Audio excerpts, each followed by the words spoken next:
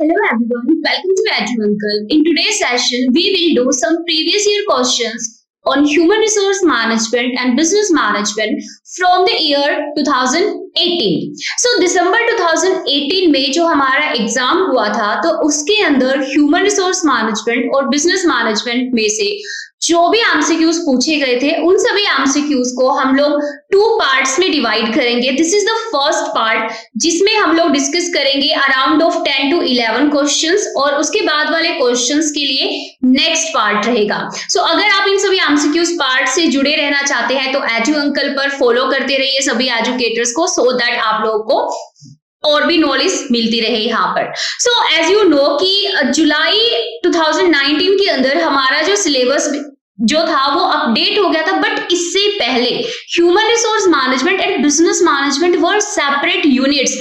That means कि उस time पर एचआरएम से अलग क्वेश्चंस पूछे जाते थे और बिजनेस मैनेजमेंट से अलग पूछे जाते थे. इसीलिए दिसंबर 2018 के अंदर 20 से ज्यादा क्वेश्चंस पुटअप किए गए थे by NTA. So let's start with the question. But questions को शुरू करने से पहले हम लोग डिस्कस कर लेते हैं कि टोटल नंबर ऑफ क्वेश्चंस इस सीरीज के अंदर, इस पार्ट के अंदर कितने रहेंगे. So total number of questions यहाँ पर रहेंगे 11. आफ्टर दैट मार्क्स की बात करें तो ईच क्वेश्चन आपको 2 मार्क्स प्रोवाइड करता है. तो मार्क्स की बात करें तो आपको यहाँ पर टोटल 22 मार्क्स के बारे में हम लोग डिस्कशन करेंगे. Difficulty level of the questions will be moderate to difficult because in MCQs के अंदर assertion, reason and match the list statements के ज्यादा क्वेश्चन है, लेंथी भी है और थोड़े कॉम्प्लेक्स भी है. दैट्स वाई यहाँ पर हमारा जो डिफिकल्टी लेवल रहेगा वो रहेगा moderate to difficult. So without further due let's begin this previous year question series 1. Question आपको यहाँ पर ये पूछा गया है कि arrange the following stages of staffing in correct sequence and indicate the code of correct sequence. आपको यहाँ पर टोटल स्टाफिंग जो प्रोसेस है उसकी स्टेजेस दी गई हैं. ओके और आपको इन स्टेजेस को क्या करना है, आपको सीक्वेंस में लगाना है और फिर ये चूज करना है कि कौन से कोड के अंदर आपको राइट सीक्वेंस दिया गया है. सो चलिए एक बार 5 स्टेजेस को हम लोग रीड आउट कर लेते हैं. फर्स्ट पॉइंट है यहाँ पर performance appraisal, then recruitment, transfer, selection and induction and orientation. So अब नेक्स्ट टास्क आप लोगों के लिए क्या है कि पहले तो आपको 5 को क्या करना पड़ेगा, इनको सीरीज में लगाना पड़ेगा, फिर आपको राइट सीक्वेंस यहाँ पर चूज करना पड़ेगा.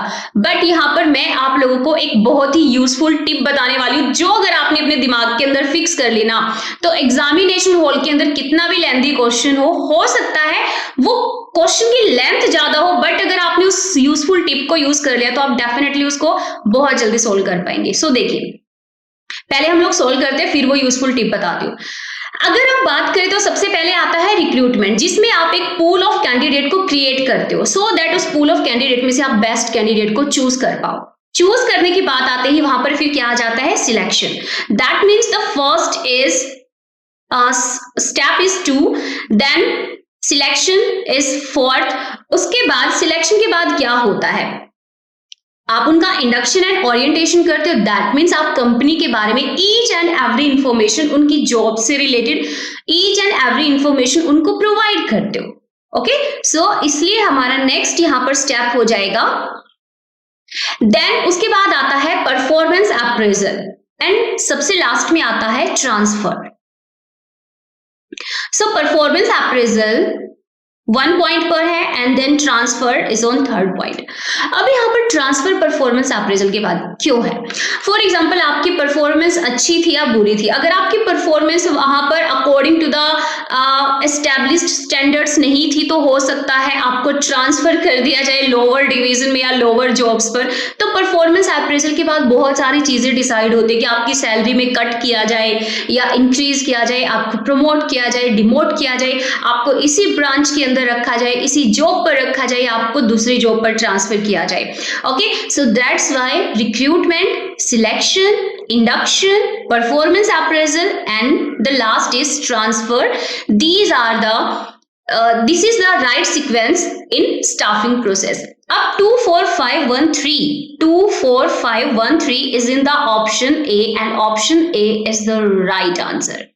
ओके अब आप ध्यान से देखिएगा इस यहाँ पर अगर हम बात करें फर्स्ट स्टेप 2 की तो वो ए और बी के अंदर है बस, ठीक है। और अगर हम लास्ट स्टेप की बात करें तो 3 and 3 ये वैसे तो सी के अंदर भी था बट वहां पर 1 जो था ये आपका फर्स्ट स्टेप नहीं था। उसके बाद जैसे ही आप सेकंड स्टेप पर जाते हैं तो ए ऑप्शन के अंदर देखिए, ए ऑप्शन के अंदर जो फोर्थ पॉइंट है वो सेकंड स्टेज पर है, बट बी ऑप्शन के अंदर जो सेकंड स्टेज है वो क्या दी गई है, फर्स्ट दी गई है। That means performance appraisal, means आपने रिक्रूटमेंट करते ही क्या उनकी परफॉर्मेंस अप्रेजल कर दी, उन्होंने अब तक काम तक नहीं किया, सिलेक्शन तक नहीं हुआ, तो यहाँ पर परफॉर्मेंस अप्रेजल कैसे आ गई। सो इस तरह से आप लोग कम टाइम में देख सकते हैं। कई बार क्या होता है कि हमें सारी स्टेजेस का नहीं पता होता, तो उस टाइम पर आप एक दो स्टेजेस को अच्छे से चेकआउट करके वहां पर भी आप एक राइट आंसर को चूज कर सकते हो। जैसे यहाँ पर आप सोच सकते थे रिक्रूटमेंट के बाद परफॉर्मेंस अप्रेजल तो नहीं आता भाई, तो यहाँ पर हमारा आंसर ऑप्शन ए होगा। तो इस तरह से लेंथी क्वेश्चंस को मिनिमम टाइम में आप सोल्व कर सकते हैं। And let's move on to the next question. So the question आपका मैच द लिस्ट पर था दिसंबर 2018 के अंदर। इसमें आपको लिस्ट 1 के अंदर दिए गए हैं propounders of theories, that means जिन्होंने इन थ्योरीज को दिया है। एंड लिस्ट 2 में दिया गया है थ्योरीज ऑफ मोटिवेशन। ये आपकी अभी जून 2020 एग्जाम के अंदर भी आनी है मोटिवेशन की थ्योरीज। तो यहां पर आपको ये बताना है कि कौन से पर्सन ने कौन सी थ्योरी दी है इनमें से। सो पहले हम लोग प्रोपाउंडर्स के नाम पढ़ते हैं, देन आफ्टर दैट थ्योरीज को पढ़ेंगे। First point is propounders of theories in doctor William Ouchi, then Douglas McGregor, then Frederick Herzberg and then Abraham Maslow. Theories में है X theory, need hierarchy theory, Z theory and hygiene theory. अब doctor William Ouchi ने दी थी Z theory. Let me write here, हम लोग लिख लेते हैं सो दैट हम लोग यहाँ पर साथ में मैच कर पाए। विलियम ऑची ने दी थी जेड थ्योरी, दैट मीन्स ए का मैच हो गया 3। देन मैकग्रेगर ने एक्स एंड वाई थ्योरी दी है तो बी का मैच हो जाएगा यहाँ पर 1। देन हर्सबर्ग ने हर्सबर्ग हाइजीन थ्योरी दी है तो यहाँ पर हमारा सी का जो मैच है वो हो जाएगा 4। And the last is D, A H Maslow ने दी है नीड हायरार्की थ्योरी, जिसमें उन्होंने टोटल 5 नीड्स के बारे में बात की है और उन 5 नीड्स को अकॉर्डिंग टू हायरार्की सेटिस्फाई करने की बात की गई है। ठीक है, फिजियोलॉजिकल नीड से शुरू होकर लास्ट में वहां पर सेल्फ एक्चुअलाइजेशन नीड पर वो हायरार्की खत्म हो जाती है। डी का मैच हो जाएगा यहाँ पर 2। And now 3142 is the correct match for A, B, C and D. अब हम सर्च करते हैं 3142 कौन से ऑप्शन के अंदर है। तो ऑप्शन बी के अंदर दिया गया है राइट मैच और option B is the right answer. अब वो यूजफुल टिप यहां पर भी काम आने वाली है, मैंने आप लोगों को पहले भी बताई है। अगर आपको ए बी सी डी में से चारों मैचेस नहीं पता बट यू आर 100 भी नहीं कह रही मैं, 200% श्योर कि भाई ये जो मैच है ये तो बिल्कुल करेक्ट है और वो मैच पर आप बिल्कुल श्योर हो और वो जो मैच है वो सिर्फ एक ऑप्शन के अंदर दिया गया है, तो उस टाइम पर फटाफट से आंसर को चूज करिए और नेक्स्ट क्वेश्चन पर आप जंप करिए। सो देखिए डी का मैच जो 2 है that means A H Maslow need hierarchy theory सिर्फ कॉमर्स में नहीं, एचआर में, सोशल वर्क में, सोशियोलॉजी में बहुत सारे फील्ड के अंदर पूछी जाती है। सो इसका तो मोस्टली स्टूडेंट को पता होता है। तो डी का मैच जो यहाँ पर 2 है is only in the option B, किसी भी ऑप्शन के अंदर डी का मैच 2 नहीं है, सिर्फ 2 and 4 के अंदर है। बट यहाँ पर फिर ए का मैच जो है वो 4 है, लेकिन विलियम ऑची ने जेड थ्योरी दिया है, हाइजीन थ्योरी नहीं दिया है, तो इस तरह से हमारा आंसर ऑप्शन बी हो जाएगा। तो जरूरी नहीं है ए बी सी डी चारों के मैचेस पता हो, थोड़ा सा दिमाग आपको लगाना होगा एग्जामिनेशन हॉल के अंदर और आप सोल्व कर पाएंगे। So option B is the right answer. Next question again आपका मैच द लिस्ट का है, इसीलिए मैंने इनको मॉडरेट टू डिफिकल्ट का नाम रखा है। यहाँ पर नेक्स्ट जो पार्ट रहेगा वो आप लोग का इजी टू मॉडरेट रहेगा बिकॉज वहां पर जो क्वेश्चन है वो इतने लेंथी और कॉम्प्लेक्स नहीं है। सो लिस्ट 1 के अंदर आपको दिए गए हैं टाइप ऑफ इंटरव्यूज। उसके बाद यहाँ पर दिया गया लिस्ट 2 के अंदर कि इन इंटरव्यूज को आप किन सिचुएशंस में यूज करते हो। जरूरी नहीं ना कि हर एक जॉब के अंदर, हर एक सिचुएशन के अंदर आप same type of interview use करते हो, डिफरेंट टाइप ऑफ यूज करते हो। तो टाइप ऑफ इंटरव्यूज को आपको उनकी यूजुअल एप्लीकेशन के अंदर, मतलब उनको कहाँ पर किस सिचुएशन में अप्लाई किया जाता है, आपको मैच करना है। और यहाँ पर भी वही ट्रिक काम आने वाली है जो हमने इसके पिछले क्वेश्चन के अंदर की थी। यहाँ पर एक मैच ऐसा है जो सिर्फ एक ही ऑप्शन के अंदर दिया गया है और उसके अंदर आप थोड़ा सा अगर अपने कॉमन सेंस लगाएंगे तो आप ऐसे ऐसे क्वेश्चंस को बहुत जल्दी सोल्व कर पाते हैं। बट पहले हम लोग एक लॉजिक लगाकर सोल्व करते हैं। देखिए, सबसे पहले आपको यहाँ पर दिया गया है structured, then unstructured, then mixed and then behavioural. So हम लोग प्रीवियस ईयर क्वेश्चंस का एनालिसिस कर रहे हैं तो उसके साथ एक माइंडफुल टैक्टिक्स के बारे में भी हम साथ के साथ डिस्कस करेंगे। अगर हम बिहेवियरल टाइप ऑफ इंटरव्यू को पकड़े, ओके, सो बिहेवियर को अगर हम 2 से मैच करें, सो बिहेवियरल जो इंटरव्यूज होते हैं ये यूजफुल होते हैं या बेनिफिशियल होते हैं अंडरस्टैंड करने में, समझने में कि एप्लीकेंट जो है, मतलब जो कैंडिडेट या एम्प्लॉय जो है, उसका reasoning and analytical abilities under modest stress. Means जब उसके ऊपर एक स्ट्रेस आता है या काम का बर्डन आता है तो उस टाइम पर उसका बिहेवियर वो कैसे शो करता है, वो अपनी एबिलिटीज का कितनी पोटेंशियली वो यूज करता है। तो इस तरह से एक पर्सन के बिहेवियर को ऑब्जर्व करना वो होता है टाइप ऑफ इंटरव्यूज में बिहेवियरल। ओके, सो डी का मैच हो जाएगा यहाँ पर 2। एंड अगर हम ध्यान से देखें तो डी का मैच 2 जो है, not in option B, not in D and also not in C. Only option A के अंदर दिया गया है। तो हो सकता है यहाँ पर आई एम योर टीचर, सो 99% जो स्टूडेंट्स है ना, मुझे ऐसा लगता है कि वो बिहेवियरल वाले पॉइंट को पकड़कर इस क्वेश्चन को सोल्व कर सकते थे। अब आपको पता चल गया कि राइट मैच इज 3, 4, 1, 2।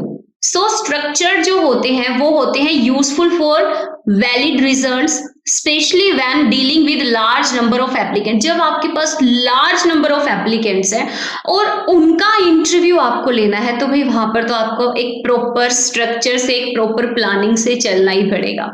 उसके बाद है अनस्ट्रक्चर्ड। अनस्ट्रक्चर्ड जो होते हैं उसका मैच होगा 4th। दैट मीन्स ये उस टाइम पर यूजफुल होता है। देखो, यूजफुल व्हेन, दैट मीन्स यहाँ पर आप एप्लीकेशन की बात कर रहे हो। The interviewer tries to probe personal details the candidates to analyze why they are not fit for the job. That means यहाँ पर ये बताया जाता है कि भाई आप इस जॉब के लिए परफेक्ट या फिट क्यों नहीं हो। And the third is mixed. C का मैच है यहाँ पर 1।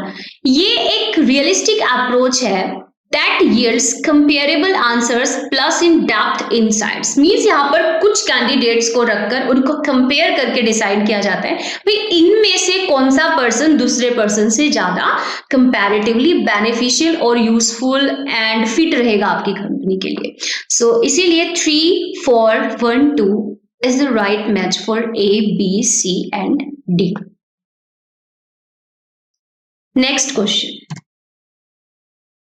सो ये क्वेश्चन मैं इजी कह सकती हूँ, इसको मैं डिफिकल्ट तो नहीं कहूंगी। ये जो क्वेश्चन है वो इजी टू मॉडरेट की कैटेगरी में फिट होता है।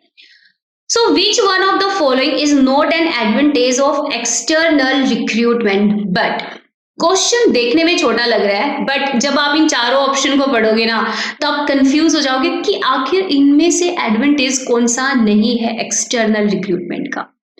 सो चलिए रीड आउट करते हैं ऑप्शंस को। Option A, benefits of new skills, new talents, new experiences to organization are available। जब आप बाहर से एम्प्लॉय को हायर कर रहे हो, एक्सटर्नल का मतलब क्या होता है, आउटसाइड द ऑर्गेनाइजेशन, तो आपको new skills, new talents, fresh minds जो होते हैं अपनी कंपनी के अंदर वो मिलते हैं और वो फ्रेश माइंड्स आपको न्यू न्यू आइडियाज देते हैं। ठीक है, आजकल इसीलिए ना फ्रेशर्स को भी काफी ज्यादा मतलब इंपॉर्टेंस दी जाती है in comparison to experienced candidates. ये तो एडवांटेज है। ओके, तो ये तो नोट का जवाब नहीं हो सकता। उसके बाद है compliance with reservation policy becomes easy. भाई किसी भी, मान लो हमारी इंडिया की लीगल जो पॉलिसीज है उनमें रिजर्वेशन सिस्टम को फॉलो करना पड़ता है। भाई आप ओबीसी के इतने कैंडिडेट रखोगे, आप जनरल के इतने रखोगे, एससी एसटीज के इतने रखोगे।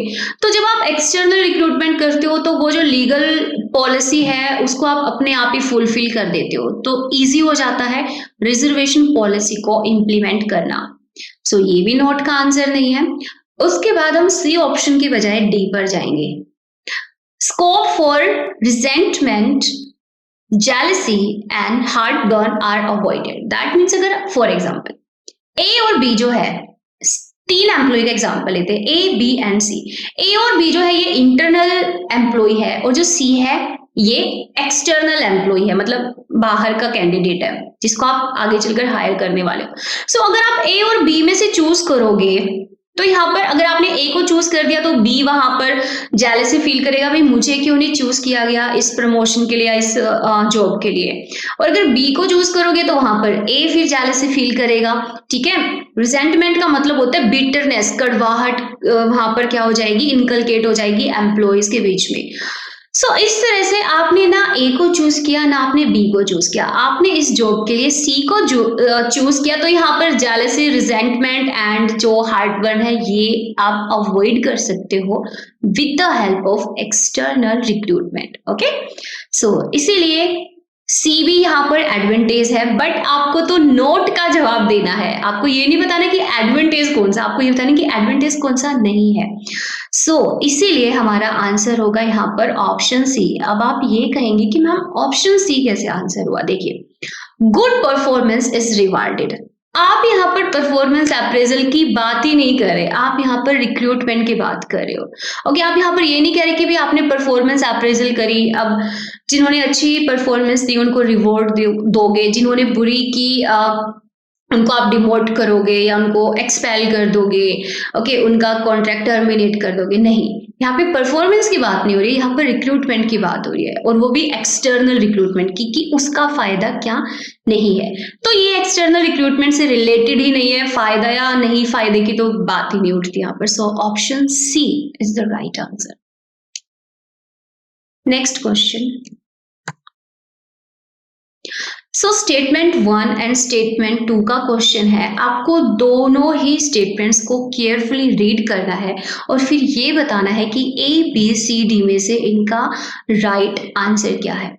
चलिए, statement 1, thousands of employees die every day in factories due to accidents.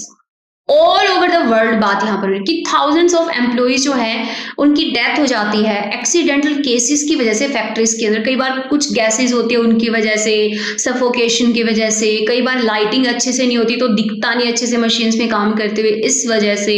Okay, कई बार आपस में झगड़े हो जाते हैं। तो statement 1 is absolutely correct. Statement 2, to make an accident free plant adds to cost and decrease productivity। बहुत अच्छा क्वेश्चन सेट किया ये एग्जामिनर ने, रियली। सो यहाँ पर ये कहा गया है कि जब आप प्लांट को एक्सीडेंट फ्री बनाने की कोशिश करते हो कि भाई हमारे प्लांट के अंदर एक्सीडेंटल केसेस ना हो, तो उसके अंदर आपको लाइटिंग अच्छी देनी पड़ेगी, अच्छी फैसिलिटीज देनी पड़ेगी, time to time training and development program देने पड़ेंगे। तो उससे कॉस्ट तो थोड़ी बहुत इंक्रीज होगी, लेकिन जब आप अपने एम्प्लॉइज को ट्रेनिंग एंड डेवलपमेंट प्रोवाइड करते हो या एक्सीडेंटल केसेस ना हो उसके लिए आप कोई भी चीज प्रोवाइड करते हो तो वो कॉस्ट नहीं है, दैट इज एन इन्वेस्टमेंट। क्योंकि आज आपके एम्प्लॉय सेफ है तो इसका फायदा आपको ही होगा कल। Okay, so that's not cost, it is an investment जिस पर आपको आगे चलकर बहुत फायदा होगा, आपके एम्प्लॉय बहुत अच्छे से काम करेंगे। और ना ही ये प्रोडक्टिविटी में डिक्रीज करती है, बल्कि ये तो प्रोडक्टिविटी में, प्रोडक्शन में इंक्रीमेंट करती है। क्योंकि अगर एक्सीडेंटल केसेस नहीं होंगे तो अपने आप ही प्रोडक्शन ज्यादा होगा, लोग ज्यादा सेल्फ कॉन्फिडेंस से काम कर पाएंगे। उनको पता है कि आज मैं काम कर रहा हूँ तो मेरे साथ कुछ बुरी घटना यहाँ पर नहीं होगी। तो ना तो प्रोडक्टिविटी में कोई डिक्रीज होता है और ना ही कॉस्ट में थोड़ा ऐड होता है, लेकिन उसको आप इन्वेस्टमेंट बोलोगे, यहाँ पर कॉस्ट नहीं बोलोगे। ठीक है, क्योंकि वो आगे चलकर लॉन्ग टाइम के लिए आपको फायदा देगी। सो इसीलिए स्टेटमेंट 2 इज एब्सोल्युटली रॉन्ग। सो हमारा आंसर हो जाएगा यहाँ पर option D. Statement 1 is correct, but 2 is 100% incorrect. Next question. Which one of the following, इनमें से कौन सा, is the, है, main government agency responsible for development and monitoring international trade in India? Means आपको ये बताना है कि इनमें से कौन सी गवर्नमेंट एजेंसी है जो कि जो इंटरनेशनल ट्रेड होता है इंडिया के अंदर उसको मॉनिटर भी करती है और उसको क्या करती है, उसको डेवलप भी करती है. तो ये कौन सी एजेंसी करती है? Option A Indian Institute of Foreign Trade, option B Export Promotion Council, option C Federation of Indian Export Organization and the last is Department of Commerce. So guys, यहाँ पर जो हमारा इंटरनेशनल ट्रेड होता है India के अंदर उसको कौन हैंडल करता है? उसको हैंडल करता है डिपार्टमेंट ऑफ कॉमर्स. अब जो ये डिपार्टमेंट ऑफ कॉमर्स है ना, इसके बेसिकली 2 डिपार्टमेंट्स होते हैं. ठीक है, मतलब 2 और फर्दर इसकी कैटेगरीज होती है जो 2 चीजों को क्या करती है, वहां पर कंट्रोल करती है. जो फर्स्ट है आपका वो तो यही हो गया कि भाई इंटरनेशनल ट्रेड को क्या करना, उसको अच्छे से मॉनिटर करना. ठीक है, और उसके बाद गाइस ये क्या करती है, ये प्रमोट भी करती है इंडस्ट्री एंड इंटरनेशनल ट्रेड को और उसको क्या करती है, उसको मॉनिटर भी करती है. So department of commerce is the right answer. और फिलहाल इनके जो हेड है वो पीयूष गोयल है. तो ये एक्स्ट्रा इंफॉर्मेशन आप लोग याद रख सकते हो यहाँ पर.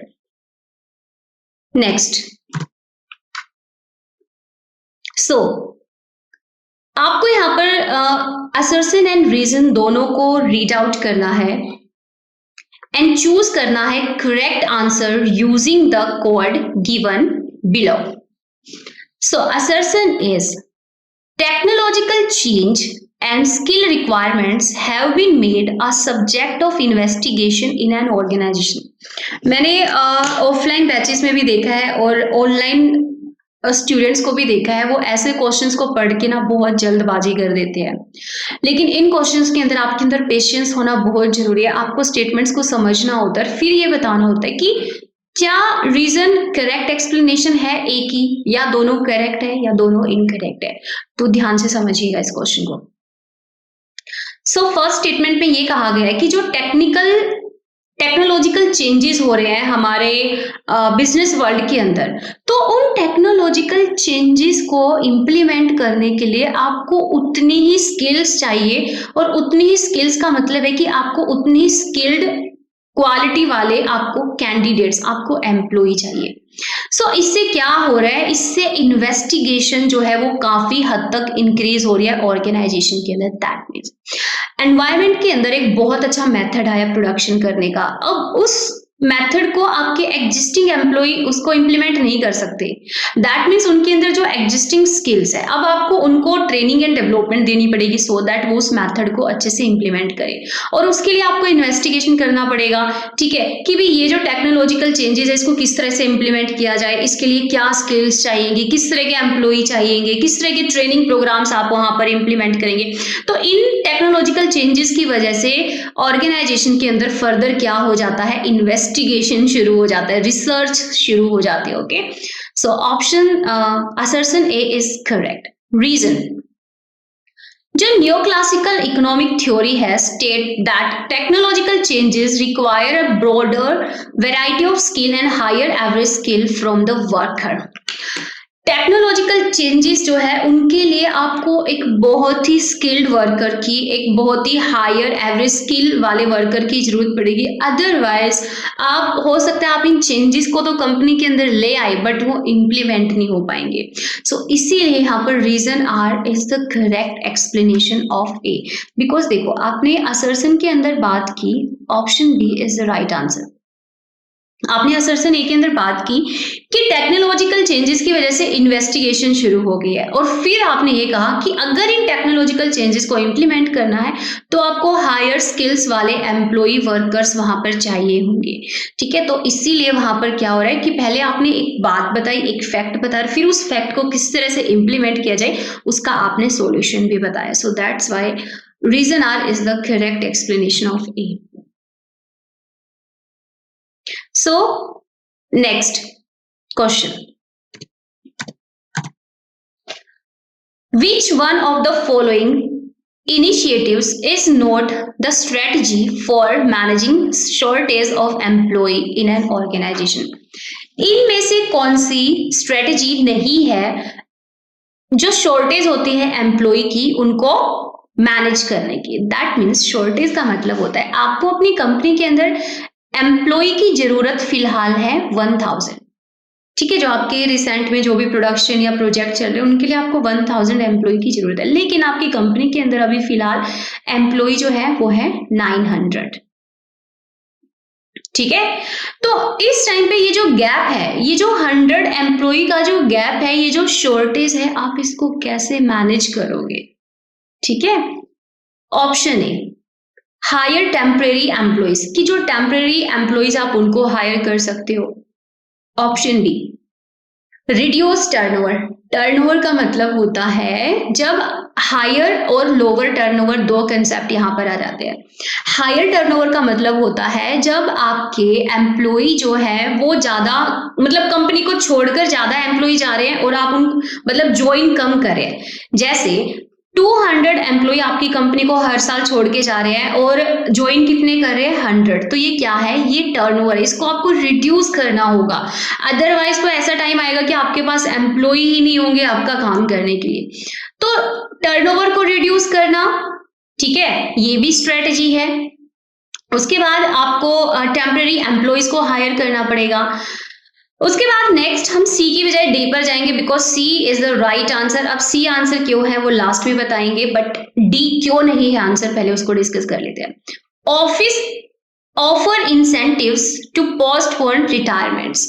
फॉर एग्जाम्पल, आपके एम्प्लॉय से, आपकी कंपनी से 50 एम्प्लॉयज को आप रिटायरमेंट देने वाले थे, या यू कैन से वो लेने वाले थे रिटायरमेंट, बट अब आपको पता है पहले ही शॉर्टेज चल रही है कंपनी के अंदर, अगर इन्होंने भी रिटायरमेंट ले ली तो भाई बस मतलब बहुत बुरा हो जाएगा कंपनी के साथ।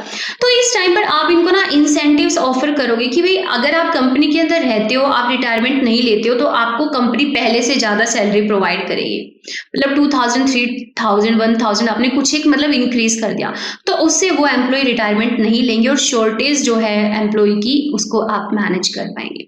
सो इसीलिए डी भी यहाँ पर हमारा आंसर नहीं था, but option C is not, आपको नोट का जवाब देना था। ऑप्शन सी उस नोट का आंसर है। Option C is not the strategy for managing shortage of employees in an organization, but why?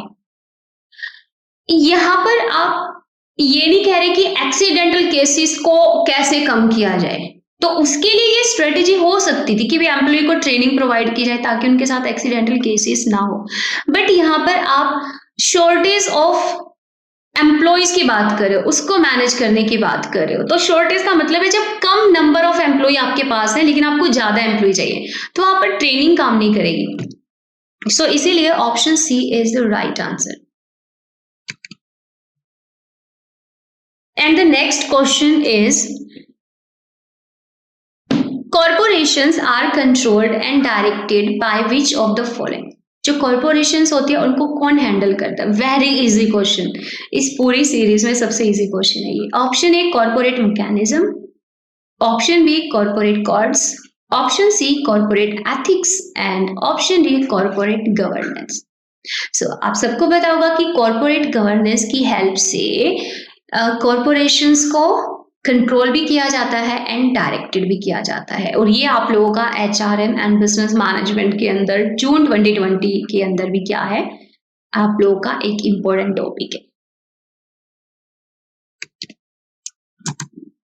So next question, again assertion and reason का question है, इसलिए मैंने पहले ही कहा था कि मॉडरेट टू डिफिकल्ट यहाँ पर क्वेश्चंस रहेंगे। सो असर्शन क्या है यहाँ पर?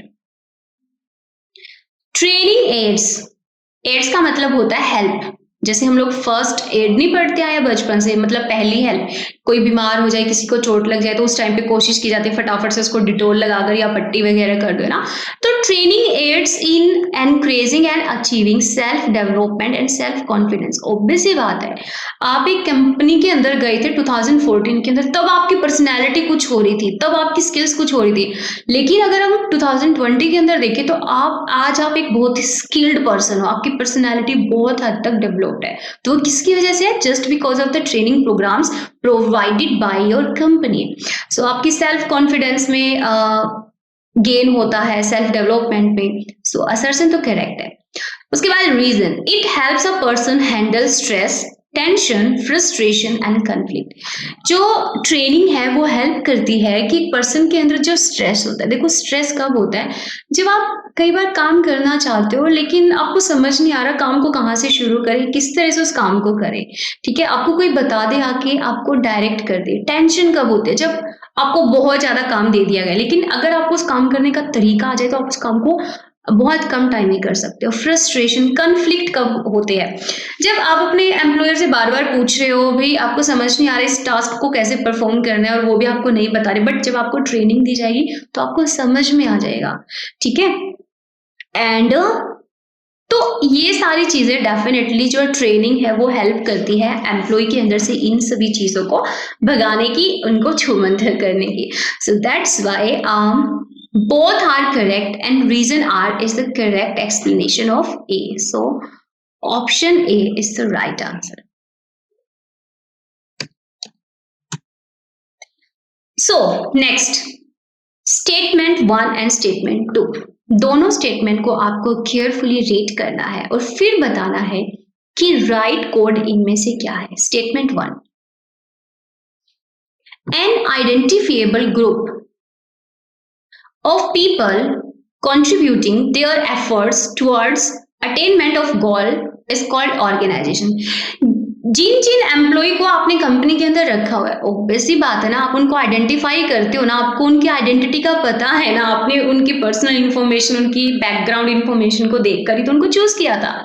सो एक आइडेंटिफिएबल ग्रुप ऑफ पीपल जो कि साथ में मिलकर एफर्ट्स करते हैं, काम करते हैं ताकि वो कंपनी के गोल्स को अचीव कर पाए। So statement 1 is correct. Statement 2, in its broadest sense, अगर हम इसको बहुत ही विस्तृत लेवल पर बात करें, बहुत ही ब्रॉडेस्ट सेंस में बात करें, तो ऑर्गेनाइजेशन का मतलब है, organization refers to the relationship between the various factors present in a given endeavour. That means एक जो गिवन एनवायरनमेंट है, एक जो गिवन प्रेजेंट सिचुएशन है, उसमें जितने भी फैक्टर्स हैं उन सब के बीच के रिलेशनशिप्स को भी ऑर्गेनाइजेशन क्या करती है? स्टेट्स करती है। For example employ and employer के बीच का रिलेशनशिप, ठीक है, कंपनी एंड कस्टमर के बीच का रिलेशनशिप, ठीक है, ट्रेड यूनियंस एंड एम्प्लॉयर के बीच का रिलेशनशिप। तो वो जितने भी फैक्टर्स हैं गिवन एंडेवर के अंदर, गिवन सिचुएशन के अंदर, तो उन सब के बीच के रिलेशनशिप्स को भी डिफाइन करती है एक ऑर्गेनाइजेशन। मतलब उन सभी रिलेशनशिप्स से ही तो मिलकर एक ऑर्गेनाइजेशन बनती है। ओके, जैसे मैनेजमेंट, वर्कर्स, इन सभी के बीच।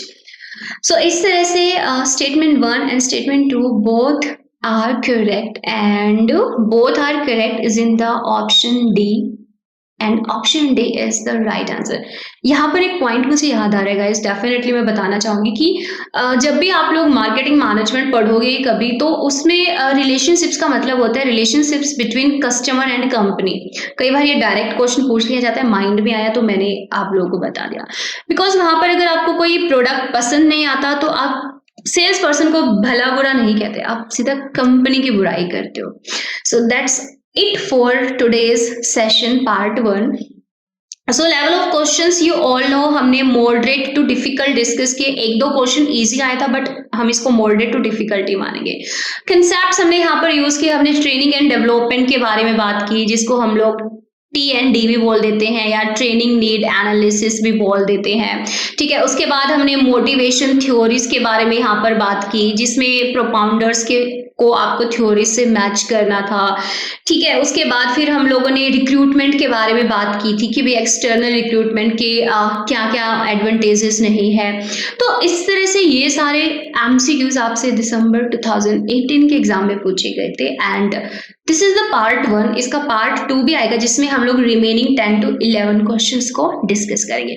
यूजफुल टिप यहाँ पर यही है, एग्जामिनेशन हॉल के अंदर आपका इंटेलिजेंट होना होने के साथ साथ इक्वली मायने रखता है आपका पेशेंसली क्वेश्चंस को पढ़ना, ना कि जल्दबाजी करना। जैसे मैच द लिस्ट के अंदर मैंने बताया कि हो सकता है आपको ए बी सी डी चारों का मैच नहीं पता, बट यू आर 100 और यू कैन से 200% श्योर कि भाई सी का मैच तो पक्का 1 ही है, और सी का मैच 1 जो है वो ओनली ऑप्शन ए के अंदर दिया गया है, बी के अंदर मतलब जिस भी ऑप्शन के अंदर दिया गया है, तो उसको फटाफट से चूज कर दीजिए, because there is no negative marketing, there is no negative अभी मार्किंग यहाँ पर नहीं है नेट के अंदर। तो इस तरह से आप क्वेश्चंस को कम टाइम में विद हायर एक्यूरेसी भी सोल्व कर पाएंगे। और अगर फॉर एग्जांपल एक मैच नहीं तो कई बार 2 मैच भी सिर्फ एक ही ऑप्शन के अंदर होते हैं, तो वो आपको चूज करना होगा कि आपको ए बी सी डी में से कौन सा मैच पर आप श्योर हो और वो कौन से ऑप्शन के अंदर सिर्फ दिया गया है। So that's it for today's session. So अगर आप पार्ट 2 भी देखना चाहते हैं तो एडू अंकल से जुड़े रहिए, बिकॉज यहाँ पर आप लोग को बहुत ज्यादा यूजफुल वीडियोस एंड लेक्चर्स आगे चलकर मिलने वाले हैं। So thank you so much and have a great life, happy learning.